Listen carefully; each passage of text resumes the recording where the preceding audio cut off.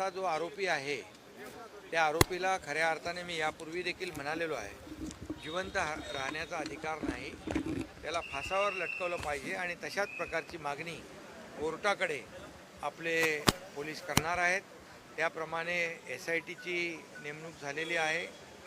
त्याचबरोबर day to day स्वतः SP आणि DG साहेब ही केस मॉनिटर करतायत।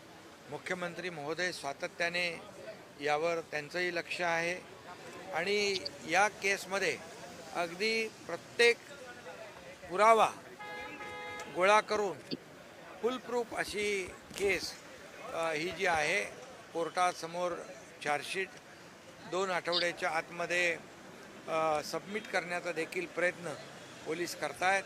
कुठल्याही परिस्थितीमध्ये त्याला फाशीची शिक्षा सजा व्हावी अशा प्रकारचं पूर्णपणे चार्जशीट तयार करून कोर्टाला सादर केली जाईल आणि आम्हाला विश्वास आहे अशा प्रकारच्या निर्गुण केसमध्ये अतिशय माणुसकीला काळीमा फासणाऱ्या या केसमध्ये कोर्टाला देखील आम्ही विनंती करणार आहोत की याला फाशीशिवाय दुसरी सजा होऊ शकत नाही आणि त्यामुळे कोर्ट देखील अशा याच्यामध्ये गांभीर्याने आणि मानवतावादी दृष्टिकोन घेऊन त्याला फाशीची सजा देईल असा विश्वास या ठिकाणी व्यक्त करतो।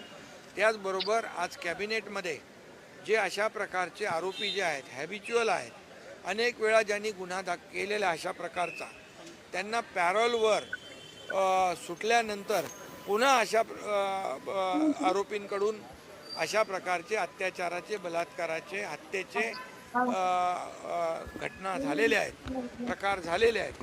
त्यामुळे